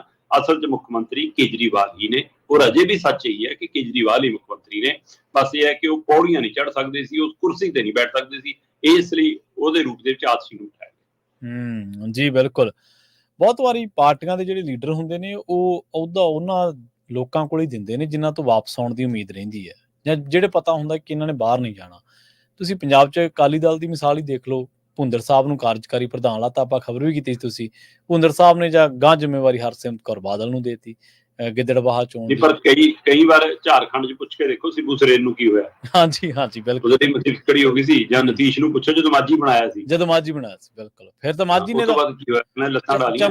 ਚੰਪਈ ਸਰੇਨ ਤਾਂ ਭਾਜਪਾ ਦੇ ਜਾ ਰਹੇ ਕੇਜਰੀਵਾਲ ਦੇ ਮਨ 'ਚ ਕਿਤੇ ਨਾ ਕਿਤੇ ਹੋਣਾ। ਜੀ ਬਿਲਕੁਲ। ਤੇ ਆਪਾਂ ਅਗਲੀ ਖਬਰ ਦੇ ਵੱਲ ਵਧੀਆ ਗੱਲ ਕਰੀਏ, ਹਰਿਆਣੇ ਦੀ ਪੋਲਿਟਿਕਸ ਦੀ। ਹਰਿਆਣੇ ਦੀਆਂ ਜਿਹੜੀਆਂ ਪੰਜਾਬ ਦੇ ਨਾਲ ਲੱਗਦੀਆਂ 25 ਸੀਟਾਂ, ਉਹਨਾਂ ਤੇ ਕਹਿੰਦੇ ਆਪ ਦੀ ਨਜ਼ਰ ਆ। ਇਹਨਾਂ ਨੂੰ ਲੱਗਦਾ ਕਿ ਜੇਕਰ ਪੰਜਾਬ 'ਚ 92 ਜਿੱਤ ਸਕਦੇ ਆ ਤੇ ਉਹਦਾ ਥੋੜਾ ਬਹੁਤਾ ਅਸਰ ਹਰਿਆਣੇ 'ਚ ਵੀ ਤਾਂ ਪਿਆ ਹੀ ਹੋਣਾ। ਪ੍ਰਵੀਨ ਜੀ, ਬੇਸ਼ੱਕ ਹਰਿਆਣਾ ਚੋਣਾਂ ਤੇ ਆਮ ਆਦਮੀ ਪਾਰਟੀ ਤੇ ਦਿੱਲੀ ਵਾਲੇ ਇਸ ਕਲੇਸ਼ ਦਾ ਅਸਰ ਵੀ ਪੈਣਾ। ਉਹਦਾ ਹੁਣ ਅਰਵਿੰਦ ਕੇਜਰੀਵਾਲ ਵਿਚਾਰਾ ਬਣ ਕੇ ਫਾਇਦਾ ਲੈਣਾ ਚਾਹੁੰਦੇ ਨੇ। ਕਿੰਨਾ ਫਾਇਦਾ ਮਿਲਦਾ ਹੈ ਆਉਣ ਵਾਲਾ ਸਮਾਂ ਦੱਸੂਗਾ। ਪਰ ਦਿੱਲੀ ਵਾਲੀ ਆਮ ਆਦਮੀ ਪਾਰਟੀ ਦੀ ਟੀਮ ਦੀ ਨਜ਼ਰ ਦਿੱਲੀ ਦੇ ਨਾਲ ਲੱਗਦੀਆਂ ਸੀਟਾਂ ਤੇ ਹੈਗੀ। ਹਾਂਜੀ। ਉਹਨਾਂ ਨੂੰ ਲੱਗਦਾ ਕਿ ਦਿੱਲੀ ਦੇ ਨਾਲ ਜਿਹੜੀਆਂ ਸੀਟਾਂ ਹਰਿਆਣਾ ਦੀਆਂ ਲੱਗਦੀਆਂ ਨੇ, ਉੱਥੋਂ ਬਹੁ ਗਿਣਤੀ ਭਾਈਚਾਰਾ ਦਿੱਲੀ 'ਚ ਕੰਮ ਕਰਨ ਲਈ ਰੋਜ਼ ਆਉਂਦਾ, ਰੋਜ਼ ਜਾਂਦਾ, ਜਾਂ ਦਿੱਲੀ ਦੀਆਂ ਖਬਰਾਂ ਉੱਥੇ ਨਸਰ ਹੁੰਦੀਆਂ। ਇਸ ਲਈ ਦਿੱਲੀ ਵਾਲੇ ਫਾਰਮੂਲੇ ਨੂੰ ਅਸੀਂ ਉੱਥੇ ਵੇਚ ਕੇ ਆਪਣੀ ਸਰਕਾਰ ਬਣਾ ਸਕਦੇ ਹਾਂ। ਸਰਕਾਰ ਨਾ ਵੀ ਬਣੇ, ਕੁਝ ਐਮਐਲਏ ਤਾਂ ਅਸੀਂ ਬਣਾਈਏ ਜੀ। ਇਸੇ ਤਰ੍ਹਾਂ ਪੰਜਾਬ ਦੇ ਨਾਲ ਲਗਭਗ 7 ਜ਼ਿਲ੍ਹਿਆਂ ਦੀਆਂ 25 ਤੋਂ 27 ਵਿਧਾਨ ਸਭਾ ਸੀਟਾਂ ਲੱਗਦੀਆਂ। ਠੀਕ ਹੈ ਜੀ। ਸੋ ਉਹ ਸਾਰੀ ਬੈਲਟ ਇਧਰੋਂ ਪੰਚਕੂਲੇ ਤੋਂ ਸ਼ੁਰੂ ਹੋ ਕੇ ਡੱਬਾਲੀ ਤੱਕ। ਸੋ ਇਹ ਸਾਰੀ ਬੈਲਟ ਮਤਲਬ ਕਿ ਜਿਹੜੀ ਪੰਜਾਬ ਦੇ ਨਾਲ ਲੱਗਦੀ ਆ, ਉੱਥੇ ਕਰੀਬ 25 ਤੋਂ 27 ਸੀਟਾਂ ਨੇ, ਤੇ ਉਹਦੇ ਉੱਤੇ ਜ਼ਿੰਮੇਵਾਰੀ ਸਾਰੀ ਭਗਵੰਤ ਮਾਨ ਦੀ ਟੀਮ ਨੂੰ ਦਿੱਤੀ ਗਈ ਹੈ। 15 ਮੰਤਰੀ ਇਹਨਾਂ 27 ਸੀਟਾਂ ਪਿੱਛੇ ਪੱਕੇ ਬਿਠਾਤੇ ਉੱਥੇ। ਤੇ ਇਹ ਤੋਂ ਇਲਾਵਾ ਐਮਐਲਏ ਜਿਹੜੇ ਝੌਂਕੇ ਆ, ਚੇਅਰਮੈਨ ਜਿਹੜੇ ਝੌਂਕੇ ਆ, ਪੰਜਾਬ ਦਾ ਸਮਾਂ ਪੈਸਾ ਜਿਹੜਾ ਝੌਂਕਿਆ, ਗੱਡੀਆਂ ਕੰਮਕਾਰ ਝੌਂਕਿਆ, ਉਹ ਵੱਖਰਾ। ਤੇ ਇਸ ਲਈ ਇਹਨਾਂ ਨੂੰ ਲੱਗਦਾ ਕਿ ਜੇ ਆਹ 25 ਸੀਟਾਂ ਤੇ ਜ਼ੋਰ ਲਾਈਏ, ਉਹ ਸੀਟਾਂ ਨੇ ਜਿੱਥੇ ਬਹੁ ਗਿਣਤੀ ਸਿੱਖ ਭਾਈਚਾਰਾ ਵੱਸਦਾ। ਹਰਿਆਣੇ ਦੇ ਵਿੱਚ ਘੱਟ ਗਿਣਤੀ ਭਾਈਚਾਰਿਆਂ ਦੇ ਹਵਾਲੇ ਨਾਲ ਦੇਖਣਾ ਹੋਵੇ, ਮੁਸਲਮਾਨ ਭਾਈਚਾਰੇ ਤੋਂ ਬਾਅਦ ਸਿੱਖ ਭਾਈਚਾਰਾ ਜਿਹੜਾ 5% ਤੋਂ ਵੱਧ ਹੈ ਉੱਥੇ। ਹਾਂਜੀ ਬਿਲਕੁਲ। ਤੇ ਉਹਨਾਂ ਦੀ ਜ਼ਿਆਦਾਤਰ ਵਸੋਂ ਇਸ ਹੱਦ ਦੇ ਨਾਲ ਹੈ। ਤੋ ਇਸ ਲਈ ਇਹਨਾਂ ਸੀਟਾਂ ਤੇ ਤਾਂ ਨਜ਼ਰ ਹੈ ਕਿ ਬਹੁ ਗਿਣਤੀ ਪੰਜਾਬੀ ਭਾਈਚਾਰਾ, ਬਹੁ ਗਿਣਤੀ ਸਿੱਖ ਭਾਈਚਾਰਾ, ਤੇ ਉਹਨਾਂ ਚੋਂ ਕਿਸਾਨੀ ਵਾਲਾ ਭਾਈਚਾਰਾ ਇੱਥੇ ਵੱਸਦਾ ਹੈ। ਤੇ ਇਸ ਲਈ ਆਮ ਆਦਮੀ ਪਾਰਟੀ ਪੰਜਾਬ ਦੇ ਹਵਾਲੇ ਨਾਲ, ਪੰਜਾਬ ਸਰਕਾਰ ਦੇ ਹਵਾਲੇ ਨਾਲ ਪੰਜਾਬ ਵਾਲੀਆਂ ਸਕੀਮਾਂ ਉੱਥੇ ਦੱਸ ਕੇ ਉੱਥੋਂ ਸੀਟਾਂ ਲਿਆਉਣਾ ਚਾਹੁੰਦੀ ਹੈ। ਪਿਹੋਵਾ 'ਚ ਤਾਂ ਕੇਜਰੀਵਾਲ ਹੋਰੀ ਤੇ ਭਗਵੰਤ ਮਾਨ ਹੋਰੀ ਕਿੰਨੀ ਵਾਰ ਰੈਲੀਆਂ ਵੀ ਕਰ ਚੁੱਕੇ ਆ ਪਹਿਲੇ। ਤੇ ਕੇਜਰੀਵਾਲ ਤਾਂ ਪਿਹੋਵਾ ਨੂੰ ਮੁੱਖ ਮੰਤਰੀ ਭਗਵੰਤ ਮਾਨ ਦਾ ਸਹੁਰਾ ਪਿੰਡ ਦੱਸ ਚੁੱਕਿਆ। ਸੋ ਇਸ ਲਈ ਉੱਥੇ ਚਰਚਾ ਵੀ ਚੱਲ ਪਈ ਸੀ ਕਿ ਮੁੱਖ ਮੰਤਰੀ ਉਹਨਾਂ ਦੇ ਸਹੁਰਾ ਸਾਹਿਬ ਲੜ ਸਕਦੇ ਆ, ਜਾਂ ਮੁੱਖ ਮੰਤਰੀ ਭਗਵੰਤ ਮਾਨ ਦੀ ਧਰਮ ਪਤਨੀ ਡਾਕਟਰ ਗੁਰਪ੍ਰੀਤ ਲੜ ਸਕਦੇ ਆ। ਪਰ ਉਹ ਕਾਂਗਰਸ ਨਾਲ ਗੱਠਜੋੜ ਨਾ ਹੋਣ ਕਰਕੇ ਇਹਨਾਂ ਨੂੰ ਬਦਲਣਾ ਪਿਆ ਆਪਣਾ ਫੈਸਲਾ। ਸੋ ਪਰ ਫਿਰ ਵੀ ਉੱਥੇ ਜ਼ੋਰ ਅਜ਼ਮਾਇਸ਼ ਹੈ। ਜਿਹੜੀਆਂ ਇਹ ਸੀਟਾਂ ਹੈਗੀਆਂ, ਇਹਨਾਂ ਚੋਂ ਜੇਕਰ ਮੈਂ ਝਾਤ ਮਾਰਾਂ ਤਾਂ ਪਿਹੋਵਾ ਸੀਟ ਇੱਕ ਆਪਣੇ ਆਪ 'ਚ ਉਹ ਸੀਟ ਹੈ। ਉਹ ਤੋਂ ਬਿਨਾਂ ਅੰਬਾਲੇ ਦੀਆਂ 2 ਸੀਟਾਂ ਨੇ, ਅੰਬਾਲਾ ਕੈਂਟ ਵੀ, ਅੰਬਾਲਾ ਸਿਟੀ ਵੀ। ਇਸੇ ਤਰ੍ਹਾਂ ਫਿਰ ਕਾਲਕਾ, ਪੰਚਕੂਲਾ, ਟੋਹਾਣਾ, ਰਤੀਆ, ਨਰਵਾਣਾ, ਡੱਬਵਾਲੀ, ਨਾਰਾਇਣਗੜ੍ਹ, ਸ਼ਾਹਬਾਦ, ਥਾਣੇਸਰ, ਪਿਹੋਵਾ, ਕੈਥਲ, ਪੰਡੋਰੀ, ਕਰਨਾਲ ਸਣੇ ਇਹੋ ਜਿਹੀਆਂ ਹੋਰ ਕਿੰਨੀਆਂ ਸੀਟਾਂ ਨੇ ਜਿਹੜੀਆਂ 25 ਤੋਂ 27 ਸੀਟਾਂ ਨੇ। ਸੋ ਦੇਖਦੇ ਹਾਂ ਜੀ ਦਿੱਲੀ ਦੇ ਨਾਲ ਲੱਗਦੀਆਂ ਸੀਟਾਂ ਤੇ ਕਿੰਨਾ ਕੁ ਅਸਰ ਪੈਂਦਾ ਕੇਜਰੀਵਾਲ ਦਾ, ਤੇ ਭਗਵੰਤ ਮਾਨ ਹੋਰੀ ਕਿੰਨੀਆਂ ਕੁ ਸੀਟਾਂ ਤੇ ਆਮ ਆਦਮੀ ਪਾਰਟੀ ਨੂੰ ਜਿਤਾ ਪਾਉਂਦੇ ਆ। ਪਰ ਪੰਜਾਬ ਦੇ ਹਵਾਲੇ ਨਾਲ ਮੈਂ ਦੱਸ ਦਿਆਂ ਕਿ ਕੱਲ ਤੱਕ ਭਾਜਪਾ ਇਹ ਸੋਚ ਕੇ ਚੱਲਦੀ ਸੀ ਕਿ ਆਮ ਆਦਮੀ ਪਾਰਟੀ ਦੀ ਆਮਦ ਨਾਲ ਸਾਨੂੰ ਫਾਇਦਾ ਹੋ ਜਾਣਾ, ਇਹਨੇ ਕਾਂਗਰਸ ਦੀ ਕਾਟ ਕੱਟਣੀ ਹੈ। ਹੁਣ ਅੱਜ ਦੀ ਤਰੀਕ 'ਚ ਉਹਨੂੰ ਇਹ ਫਿਕਰ ਹੈ ਕਿ ਜਾਟ ਵੋਟ, ਕਿਸਾਨੀ ਵੋਟ, ਪੰਜਾਬੀ ਭਾਈਚਾਰੇ ਵਾਲੀ ਵੋਟ ਜੇ ਸਾਨੂੰ ਨਹੀਂ ਆਉਂਦੀ ਤਾਂ ਉਹ ਤੋਂ ਬਿਨਾਂ ਜਿਹੜੀ ਬ੍ਰਾਹਮਣ ਤੇ ਦਲਿਤ ਜਾਂ ਹੋਰ ਭਾਈਚਾਰੇ ਵਾਲੀ ਵੋਟਾਂ ਜਿਹਦੇ ਸਾਰੇ ਬੀਜੇਪੀ ਇਸ ਵਾਰ ਖੇਡ ਰਹੀ ਹੈ, ਉਹਨੂੰ ਡਰ ਲੱਗਦਾ ਕਿ ਜੇ ਉਹਦੇ ਵਿੱਚ ਆਮ ਆਦਮੀ ਪਾਰਟੀ ਨੇ ਕੱਟ ਮਾਰੀ ਤਾਂ ਸਾਨੂੰ ਨੁਕਸਾਨ ਵੀ ਕਰ ਸਕਦੀ ਹੈ। ਪ੍ਰਵੀਨ ਜੀ, ਪੀਪੀਪੀ ਦੀ ਬਹੁਤ ਵੱਡੀ ਉਦਾਹਰਨ ਹੈ ਜੀ। ਬਿਲਕੁਲ। ਜਦੋਂ ਮਨਪ੍ਰੀਤ ਬਾਦਲ ਨੇ ਚੋਣ ਲੜੀ ਸੀ ਤਦ ਅਕਾਲੀ ਇਸ ਗੱਲ ਤੋਂ ਡਰ ਕੇ ਚੋਣ ਵਾਲੇ ਨਤੀਜਿਆਂ ਤੋਂ ਪਹਿਲਾਂ ਹੀ ਪਿੰਡਾਂ 'ਚ ਜਾ ਕੇ, ਆਪਣੇ ਘਰਾਂ 'ਚ ਜਾ ਕੇ ਬਹਿ ਗਏ ਸੀ ਬਾਦਲ ਹੋਰੀ ਕਿ ਆਪਾਂ ਤਾਂ ਹਾਰ ਗਏ, ਪੀਪੀਪੀ ਨੇ ਆਪਾਂ ਨੁਕਸਾਨ ਕਰਨਾ। ਤੇ ਕੈਪਟਨ ਅਮਰਿੰਦਰ ਨੇ ਤਿਆਰੀ ਕਰ ਲਈ, ਸਾਰੀ ਰੋਟੀ ਵੀ ਬਣਾ ਲਈ ਸੀ, ਥਾਂ ਵੀ ਤੈਅ ਕਰ ਲਈ ਸੀ ਕਿੱਥੇ ਸਹੁੰ ਚੁੱਕਣੀ ਹੈ। ਪਰ ਪੀਪੀਪੀ ਫਾਇਦਾ ਦੇਗੀ ਬਾਦਲਾਂ ਨੂੰ, ਹੂੰ, ਕਾਂਗਰਸੀਆਂ ਦਾ ਨੁਕਸਾਨ ਹੋ ਗਿਆ। ਇਸ ਲਈ ਪਤਾ ਨਹੀਂ ਹੁੰਦਾ ਕਿ ਲੱਗਦਾ ਕਿੱਧਰ ਬਿਲਕੁਲ। ਨੂੰ ਆਮ ਆਦਮੀ ਪਾਰਟੀ ਦੀ ਖੁੱਲ੍ਹਾ ਛੱਡਣ ਨਾਲ ਬੀਜੇਪੀ ਨੂੰ ਲੱਗਦਾ ਸਾਨੂੰ ਫਾਇਦਾ ਹੋਊਗਾ ਤੇ ਨੁਕਸਾਨਦਾਇਕ ਵੀ ਹੋ ਸਕਦਾ, ਸਮਾਂ ਦੱਸੂਗਾ। ਪਰ ਫਿਰ ਵੀ 27 ਸੀਟਾਂ ਤੇ ਪੰਜਾਬ ਦੀ ਟੀਮ ਦੇ ਹਵਾਲੇ ਨਾਲ ਕੇਜਰੀਵਾਲ ਤੇ ਭਗਵੰਤ ਮਾਨ ਨੂੰ ਖਾਸੀ ਆਸ ਹੈ। ਜੀ, ਜੇਕਰ ਪੰਜਾਬੀ ਬਹੁਲਤਾ ਇਲਾਕੇ ਜਾਂ ਸਿੱਖ ਬਹੁਲਤਾ ਇਲਾਕੇ ਦੇ ਵਿੱਚ ਇਹਨਾਂ ਨੂੰ ਲੱਗਦਾ ਕਿ ਅਸੀਂ ਪ੍ਰਭਾਵ ਛੱਡਾਂਗੇ ਤਾਂ ਉਹਨਾਂ ਨੂੰ ਤਾਂ ਉਹ ਕਿਹੜਾ ਭੁੱਲੇ ਹੋਣਗੇ। ਉਹਨਾਂ ਨੂੰ ਸਾਰਾ ਲਾਠੀ ਚਾਰਜ, ਅੰਮ੍ਰਿਤਪਾਲ ਸਿੰਘ ਦੀ ਗ੍ਰਿਫਤਾਰੀ, NSA ਲਾਇਆ ਵਧਾਇਆ, ਡੇਰਾ ਸਿਰਸਾ ਦਾ ਕੇਸ ਗਿਆ ਪੰਜਾਬ ਤੋਂ ਬਾਹਰ, ਇਹ ਕਿਹੜਾ ਖਬਰਾਂ ਉਹਨਾਂ ਨੇ ਸੁਣੀਆਂ ਨਹੀਂ ਹੋਣੀਆਂ। ਜਾਂ ਪ੍ਰਵੀਨ ਜੀ ਹੁਣ ਜਿਹੜਾ ਕਿਸਾਨ ਅੰਦੋਲਨ ਹੁਣ ਹੋਇਆ ਜਿਹੜਾ ਚੱਲ ਰਿਹਾ ਹੈ, ਮਤਲਬ ਕਿ ਚਾਹੇ ਆ ਖਨੌਰੀ ਬਾਰਡਰ ਤੇ ਜਾਂ ਸ਼ੰਭੂ ਬਾਰਡਰ ਤੇ, ਇਹਦੇ ਵਿੱਚ ਪੰਜਾਬ ਸਰਕਾਰ ਦਾ ਕੀ ਰੋਲ ਆ, ਉਹ ਕਿਹੜਾ ਭੁੱਲੇ ਨੇ? ਉਹ ਕਿਹੜਾ ਭੁੱਲੇ ਨੇ, ਬਿਲਕੁਲ ਸਹੀ, ਬਿਲਕੁਲ। ਤੇ ਆਪਾਂ ਅਗਲੀ ਖਬਰ ਦੇ ਵੱਲ ਵਧੀਏ, ਗੱਲ ਕਰੀਏ ਨਵੀਂ ਖੇਤੀ ਨੀਤੀ ਦਾ। ਤੁਸੀਂ ਕਿਸਾਨੀ ਦੀ ਗੱਲ ਕੀਤੀ ਤੇ ਆਪਾਂ ਖੇਤੀ ਨੀਤੀ ਦੀ ਗੱਲ ਕਰ ਲਈਏ। ਖਰੜਾ ਜਨਤਕ ਹੋ ਗਿਆ। ਕਿਸਾਨ ਜਥੇਬੰਦੀਆਂ ਦੇ ਨਾਲ ਨਾਲ ਪੰਜਾਬ ਦੇ ਜਿਹੜੇ ਚਿੰਤਕ ਨੇ, ਖੇਤੀਬਾੜੀ ਮਾਹਰ ਨੇ, ਉਹ ਹੁਣ ਇਹਦੀ ਸਮੀਖਿਆ ਕਰਨ ਤੇ ਲੱਗ ਪਏ ਨੇ ਕਿ ਇਹ ਕੀ ਕਹਿੰਦਾ ਪੰਜਾਬ ਦੀ ਜਿਹੜੀ ਕਿਸਾਨੀ ਆ ਉਹਦੇ ਬਹੁ ਭਾਰਤੀ ਸੰਕਟ ਦਾ ਵਿਸ਼ਲੇਸ਼ਣ ਵੀ ਕਰਦਾ, ਉਹਦੇ ਹੱਲ ਦੀ ਗੱਲ ਕਰਦਾ, ਜਾਂ ਫਿਰ ਇਹ ਵੋਟ ਬੈਂਕ ਮੁਖੀ ਇੱਕ ਖਰੜਾ ਲੱਗਦਾ। ਪ੍ਰਵੀਨ ਜੀ, ਪਹਿਲੀ ਨਜ਼ਰੇ ਜਦੋਂ ਇਹ ਖਰੜਾ ਜਨਤਕ ਹੋਇਆ, ਉਹਦੇ ਮੋਟੇ ਪੱਖ ਜਿਹੜੇ ਉੱਪਰ ਕੇ ਬਾਹਰ ਆਏ, ਉਹਨਾਂ ਦੇ ਹਵਾਲੇ ਨਾਲ ਝਾਤ ਮਾਰਦੇ ਲੱਗਦਾ ਕਿ ਮਾਨ ਸਰਕਾਰ ਗੰਭੀਰਤਾ ਨਾਲ ਕੁਝ ਸ਼ਾਇਦ ਕਿਸਾਨੀ ਲਈ ਕਰਨਾ ਚਾਹੁੰਦੀ ਹੈ। ਜੀ ਜੀ, ਉਹ ਚੋਂ ਲੱਗਿਆ ਕਿ ਸੱਚਮੁੱਚ ਇਹਨਾਂ ਦੇ ਮਨ 'ਚ ਕੁਝ ਹੈਗਾ ਹੈ, ਬਸ਼ਰਤੇ ਵੋਟ ਦੀ ਰਾਜਨੀਤੀ ਸਿਰਫ ਐਲਾਨਨਾਮਿਆਂ ਤੱਕ ਨਾ ਰਹੇ। ਜਮਾ ਪੈਣ ਲੱਗੇ ਕਹਿਣ ਜੀ ਕੇਂਦਰ ਨੇੜੇ ਖੜਾ, ਤਾਂ ਇਹ ਵੱਖਰਾ ਪਹਿਲੂ। ਪਰ ਪਹਿਲੀ ਨਜ਼ਰ ਖਰੜੇ ਨੂੰ ਪੜਦਿਆਂ ਲੱਗਦਾ ਕਿ ਉਹਨਾਂ ਨੇ ਕੰਮ ਕੀਤਾ। ਹਾਂ, ਦਮ ਭਰਿਆ ਮਾਨ ਸਰਕਾਰ ਨੇ ਕਿਸੇ 1 ਲੱਖ ਤੋਂ ਵੱਧ ਲੋਕਾਂ ਤੱਕ ਪਹੁੰਚ ਕਰਕੇ ਇਸ ਨੂੰ ਤਿਆਰ ਕੀਤਾ। ਆਪਾਂ ਨੂੰ ਇਸ ਗੱਲ ਦੀ ਕੋਈ ਜਾਣਕਾਰੀ ਨਹੀਂ, ਕਿਸੇ ਕੋਲੇ ਪਤਾ ਨਹੀਂ ਕਿੱਥੇ ਸਰਵੇ ਕਰਨਗੇ, ਕਦੋਂ ਗਏ, ਕਿਹਨੂੰ ਪੁੱਛਿਆ, ਕਿਹਨੂੰ ਨਹੀਂ ਪੁੱਛਿਆ। ਜਿਵੇਂ ਕਹਿਤਾ ਸੀਗਾ ਕਿ ਜੀ ਮਾਨ ਸਾਹਿਬ ਨੂੰ ਵੱਧ ਵੋਟਾਂ ਪੈ ਗਈਆਂ, ਇਸ ਲਈ ਮੁੱਖ ਮੰਤਰੀ ਦੇ ਉਮੀਦਵਾਰ ਨੇ, ਕਿਤੇ ਇਹੋ ਜਿਹਾ ਸਰਵੇ ਤਾਂ ਨਹੀਂ। ਸਹੀ ਸੀ। ਪਰ ਜੇ ਬਣਿਆ ਤਾਂ ਸੱਚਮੁੱਚ ਖੇਤੀ ਮਾਹਿਰਾਂ ਦੀ ਰਾਏ ਨਾਲ ਬਣਿਆ ਹੋਊਗਾ, ਖੇਤੀ ਮਾਹਿਰਾਂ ਨਾਲ ਬਣਿਆ ਹੋਊਗਾ, ਤਾਂ ਹੀ ਇਹੋ ਜਿਹੀਆਂ ਚੰਗੀਆਂ ਤਜਵੀਜ਼ਾਂ ਉਹਦੇ ਵਿੱਚ ਹੈਗੀਆਂ। ਜਿਵੇਂ ਉਹਦੇ ਵਿੱਚ ਇੱਕ ਬੜੀ ਵਧੀਆ ਤਜਵੀਜ਼ ਹੈ ਕਿ ਜਿਹੜੇ 5 ਏਕੜ ਤੱਕ ਵਾਲੇ ਕਿਸਾਨ ਹੈ, ਉਹਨਾਂ ਲਈ ਅਸੀਂ ਪੈਨਸ਼ਨ ਸਕੀਮ ਲਿਆ ਰਹੇ ਹਾਂ, ਫਿਕਸ ਆਮਦਨ ਸਕੀਮ ਲਿਆ ਰਹੇ ਹਾਂ। ਇਹਦੇ ਵਿੱਚ ਇੱਕ ਸਕੀਮ ਹੈ ਕਿ 60 ਸਾਲ ਤੋਂ ਉੱਪਰ ਜਿਹੜਾ ਕਿਸਾਨ ਹੋ ਜਾਏਗਾ ਉਹਦੇ ਲਈ ਪੈਨਸ਼ਨ ਸਕੀਮ ਹੋਏਗੀ। ਇਹਦੇ ਵਿੱਚ ਇੱਕ ਨਕਦੀ ਵਾਲੀ ਸਕੀਮ ਲੈ ਕੇ ਆ ਰਹੇ ਨੇ ਕਿ ਪਾਣੀ ਬਚਾਓ, ਨਕਦ ਰਾਸ਼ੀ ਪਾਓ। ਤੋ ਇਸ ਲਈ ਧਰਤੀ ਹੇਠਲੇ ਪਾਣੀ ਬਚਾਉਣ ਨੂੰ ਕਵਾਇਦ ਦੀ ਗੱਲ ਹੈਗੀ ਹੈ। ਇਹਦੇ ਵਿੱਚ ਰਸਾਇਣਕ ਖਾਦਾਂ ਤੋਂ ਬਿਨਾਂ ਖੇਤੀ ਕਰਨ ਦੇ ਹਵਾਲੇ ਨਾਲ ਤੁਹਾਡੇ ਆਮਦਨ ਦੇ ਸਰੋਤ ਕਿਵੇਂ ਪੈਦਾ ਕੀਤੇ ਜਾਣਗੇ, ਉਹਦੇ ਹਵਾਲੇ ਨਾਲ ਗੱਲ ਹੈਗੀ ਹੈ। MSP ਕਿਵੇਂ ਲਾਗੂ ਕੀਤੀ ਜਾ ਸਕਦੀ ਹੈ, ਉਹਨੂੰ ਕਿਵੇਂ ਦਿੱਤਾ ਜਾ ਸਕਦਾ, ਕੇਂਦਰ ਦੀ ਤਸਵੀਰ ਦੇ ਹਵਾਲੇ ਨਾਲ ਉਹਦਾ ਜ਼ਿਕਰ ਹੈਗਾ। ਇਸ ਖੇਤੀ ਨੀਤੀ 'ਚ ਵੱਖ-ਵੱਖ ਖੇਤਰਾਂ ਦੇ ਹਵਾਲੇ ਨਾਲ, ਜਿਵੇਂ ਕਿ ਦੁਆਬਾ ਖੇਤਰ ਹੈ, ਇੱਥੇ ਆਲੂ ਕਿਵੇਂ ਪੈਦਾ ਕੀਤਾ ਜਾਵੇ, ਉਹਦਾ ਪੈਦਾਵਾਰ ਕਿਵੇਂ ਵਧਾਈ ਜਾਵੇ। ਇਸੇ ਤਰ੍ਹਾਂ ਬਠਿੰਡਾ ਮਾਨਸਾ ਦੇ ਵਿੱਚ ਪਿਆਜ਼ ਦੀ ਖੇਤੀ ਨੂੰ ਕਿਵੇਂ ਵਧਾਇਆ ਜਾਵੇ। ਪੁਆਧ ਵਾਲੇ ਖੇਤਰ 'ਚ ਮੱਕੀ ਨੂੰ ਲੈ ਕੇ ਉਸਦੀ ਕਿਵੇਂ ਖਰੀਦ ਤੱਕ ਲਈ ਜਾਇਆ ਜਾਵੇ। ਫਿਰ ਲੁਧਿਆਣਾ, ਸੰਗਰੂਰ, ਬਰਨਾਲਾ, ਮੋਗਾ, ਇੱਧਰ ਝੋਨੇ ਲਈ ਕਿਵੇਂ ਇਹ ਥਾਂ ਠੀਕ ਹੈ, ਕਣਕ ਲਈ ਕਿਵੇਂ ਠੀਕ ਹੈ। ਇਸ ਤਰ੍ਹਾਂ ਮਤਲਬ ਕਿ ਇਸ ਪਹਿਲੂ ਦੇ ਉੱਤੇ ਉਹਦੇ ਵਿੱਚ ਕੰਮ ਦਿਖਦਾ ਕੀਤਾ ਹੋਇਆ। ਤੇ ਇਹ ਸਾਰੀਆਂ ਤਜਵੀਜ਼ਾਂ ਜੇਕਰ ਸੱਚਮੁੱਚ ਅਮਲੀ ਰੂਪ 'ਚ ਆਉਂਦੀਆਂ ਨੇ ਔਰ ਬਿਨਾਂ ਕਿਸੇ ਲਾਗ ਲਪੇਟ ਤੋਂ, ਬਿਨਾਂ ਕਿਸੇ ਲਕੋਸ਼ ਤੋਂ ਨੇ, ਤਾਂ ਇਹ ਚੰਗਾ ਫੈਸਲਾ। ਬਸ਼ਰਤੇ ਨੂੰ ਲਾਗੂ ਸਰਕਾਰ ਕਿਵੇਂ ਕਰੂਗੀ। ਹਾਂ, ਇਹਦੇ ਵਿੱਚ ਇੱਕ ਨੁਕਤਾ ਜਿਹੜਾ ਪਹਿਲੀ ਨਜ਼ਰੇ ਮੈਂ ਤਾਂ ਹੀ ਕਹਿ ਰਿਹਾ ਕਿ ਜੇ ਮੋਟਾ ਪੱਖ ਹੈ, ਅਜੇ ਕਿਸਾਨ ਜਥੇਬੰਦੀਆਂ ਨੇ, ਖੇਤੀ ਮਾਹਿਰਾਂ ਨੇ ਦੀ ਸਮੀਖਿਆ ਕਰਕੇ ਉਹ ਸਾਰੀਆਂ ਬਰੀਕੀਆਂ ਸਾਂਝੀਆਂ ਕਰਨੀਆਂ, ਆਪਾਂ ਫਿਰ ਉਸ ਉੱਪਰ ਗੱਲ ਕਰਾਂਗੇ। ਇਹ 'ਚ ਇੱਕ ਮੋਟਾ ਪੱਖ ਹੈ ਕਿ ਅਸੀਂ ਆੜ੍ਹਤੀਆਂ ਨੂੰ ਇਸ ਸਿਸਟਮ ਚੋਂ ਬਾਹਰ ਕਰਨਾ ਚਾਹੁੰਦੇ ਹਾਂ ਕਿ ਉਹਨਾਂ ਨੇ ਕਿਸਾਨਾਂ ਦੀ ਲੁੱਟ ਕੀਤੀ ਹੈ। ਇਸ ਪਹਿਲੂ ਤੇ ਆੜ੍ਹਤੀ ਔਰ ਕਿਸਾਨਾਂ ਦਾ ਰਿਸ਼ਤਾ ਗੂੜਾ ਵੀ ਹੈ ਔਰ ਮਤਲਬ ਥੋੜਾ ਤਣਾਅ ਭਰਿਆ ਵੀ ਰਹਿੰਦਾ, ਥੋੜਾ ਤਲਖੀ ਵਾਲਾ ਵੀ ਰਹਿੰਦਾ। ਪਰ ਨੇੜਲਾ ਰਿਸ਼ਤਾ ਇਸ ਲਈ ਹੈ ਕਿ ਪਿੰਡ 'ਚ ਜਦ ਅੱਧੀ ਰਾਤ ਨੂੰ ਬੂਹਾ ਖੜਕਾਇਆ ਤੇ ਆੜ੍ਹਤੀ ਬੂਹਾ ਖੋਲ ਕੇ ਕੋਈ ਨਾ ਕੋਈ ਹੈਲਪ ਕਰਦਾ, ਚਾਹੇ ਉਹ ਵਿਆਜ ਵੱਧ ਲਾਉਂਦਾ, ਕੁਛ ਲਾਉਂਦਾ। ਪਰ ਇਹਨਾਂ ਆੜ੍ਹਤੀਆਂ ਨੂੰ ਹਟਾ ਕੇ ਜਦੋਂ ਬੜੇ ਕਾਰਪੋਰੇਟ ਘਰਾਣੇ ਕੇਂਦਰ ਲਿਆ ਰਿਹਾ ਸੀਗਾ, ਤਦ ਕਿਸਾਨਾਂ ਨੂੰ ਲੱਗਿਆ ਕਿ ਇਹਨਾਂ ਨਾਲ ਤਾਂ ਆੜ੍ਹਤੀ ਚੰਗਾ।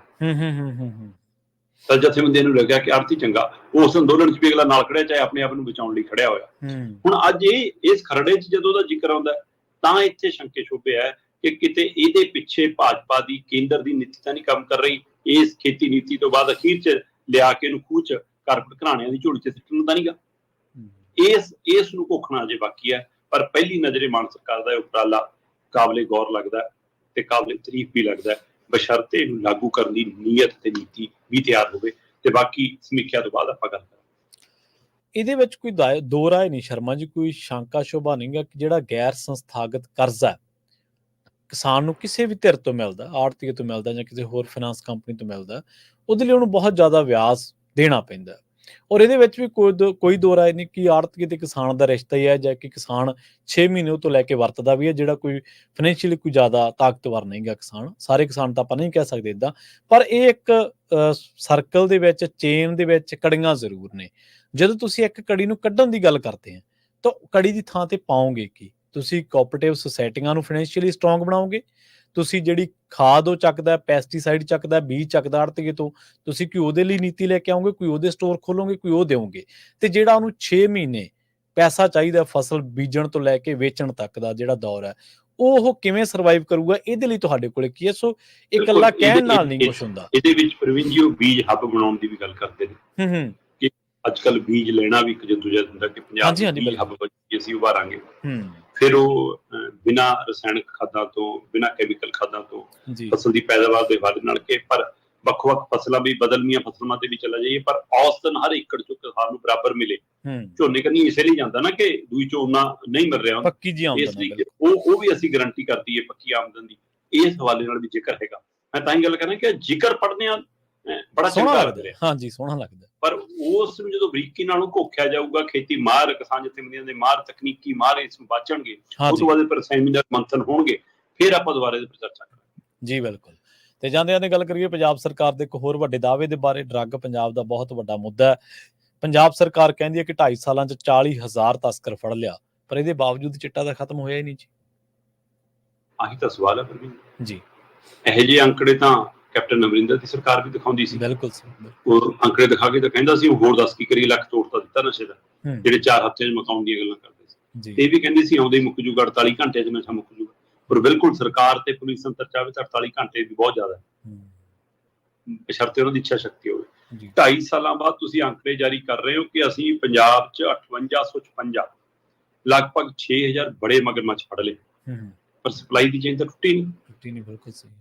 ਕਹਿੰਦੇ ਜੀ ਹੁਣ ਤੱਕ ਅਸੀਂ 2.5 ਸਾਲਾਂ 'ਚ ਇਹ 5856 ਸਣੇ ਕੁੱਲ 40,000 ਲਗਭਗ 39,840 ਨਸ਼ਾ ਤਸਕਰ ਫੜੇ ਆ। ਹੁਣ 39,840 ਚੋਂ ਅਮਰਤਪਾਲ ਦੇ ਭਰਾ ਕੋਲੋਂ ਕਿੰਨੀ ਕਹਿੰਦੇ ਸੀ? 4 ਗ੍ਰਾਮ 3 ਗ੍ਰਾਮ ਕੀ ਬਰਾਮਦ ਹੈ ਨਾ? ਇੰਨੇ ਵਾਲੇ ਵੀ ਵਿਚਾਰੇ ਇਹਨਾਂ 'ਚ ਗਿਣੇ ਹੋਏ ਹੋਣੇ ਨਾ ਸਾਰੇ, ਉਹਨਾਂ ਨੂੰ ਵੀ ਤਸਕਰਾਂ 'ਚ ਪਾਇਆ ਵਾ ਨਾ। ਤੋ ਇਸ ਲਈ 39,840 ਤਸਕਰ ਫੜ ਲਏ। ਫਿਰ ਚਿੱਟਾ ਕਿਉਂ ਨਹੀਂ ਮੁੱਕਿਆ ਭਾਈ? ਜੀ ਬਿਲਕੁਲ। 2546 ਕਿਲੋ ਹੈਰੋਇਨ ਫੜ ਲਈ ਕਹਿੰਦੇ 2.5 ਸਾਲਾਂ 'ਚ।